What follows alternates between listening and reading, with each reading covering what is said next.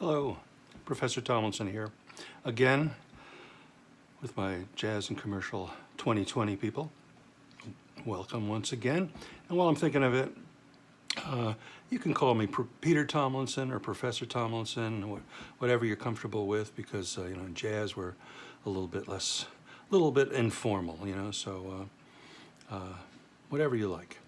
Anyway, this tutorial is going to be on intervals. And you should have the page printed out. It's called Intervals and Triads. We're just going to cover intervals right now. And this comes from a book by Mark Levine called The Jazz Piano Book. I don't really use a textbook, but if I did, this would be the one I would use. It's a fantastic book. The only reason I don't use it is that he introduces certain topics at the very beginning that I introduce in a slightly different way. So I'd rather, go off on my own. But it's a great book if you're looking for, to go a little bit farther with things and continue on. Mark Levine, The Jazz Piano Book. Pretty easy to remember. So in this first chapter, he talks about the intervals between the half step and the octave. And you might notice that it printed out kind of light. That's just the way it's scanned into my computer for whatever reason. So don't worry about that. If it looks a little light, I think you can read it. And we're just going to march through all of these different intervals that are possible. Okay, and he's comparing everything with C. Here's middle C on my piano. I'm going to go down an octave to get this started. Okay, still the sound of C. All right, and the first interval, and intervals are the space or the distance between two notes. Okay, so first interval is the half step. Okay, the closest interval we could have on the keyboard. We call that 1/2 step.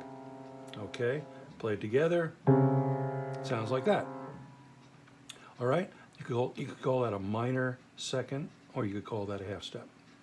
Next we have the major second or a whole step.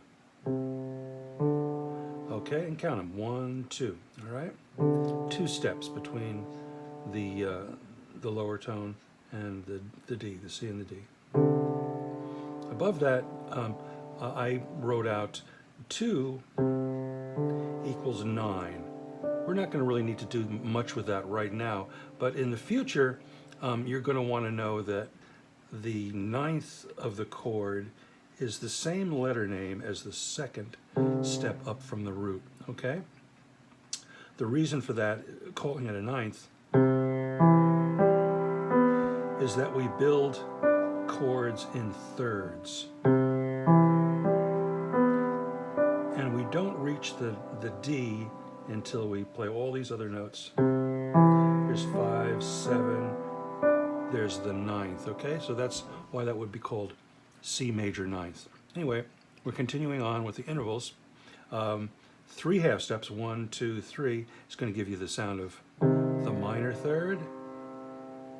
4 half steps is going to give you the sound of the major third. Okay, so Mary Had a Little Lamb. Mary Had a Sad Lamb. Okay, so get those intervals in your ear. The perfect intervals, the perfect fourth and the perfect fifth, don't really have a happy or a sad sound. They have a kind of a open, maybe fanfare kind of a sound like that. Okay, then the flat 5 or the tritone could also be called a sharp 11th. Could also be called an augmented 4th, or a sharp 4. Okay, but it's got that biting kind of sound to it. And then a perfect 5th, again, that open kind of sound. Minor 6th. Some of these. Major 6th. Okay, that's an important one. All right.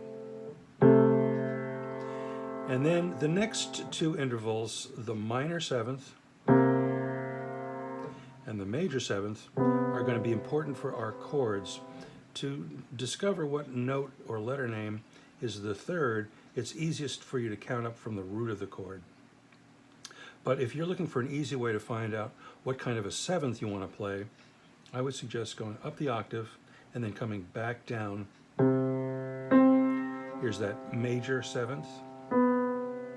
Here's the minor seventh. And it's unfortunate that these intervals have the same names as chord names, but nothing we can really do about it at this point. It's sort of written in stone, so that's how it is. Okay, so octave, major seventh, minor seventh. All right, the equivalent of the fourth is called 11th. The equivalent of the 6th is called the 13th. Okay, but that's going to be for future days when we start adding some of those bigger numbers to your chords. Okay, so there's a little review on intervals and triads. Okay, we're going to continue in the next tutorial with seventh chords.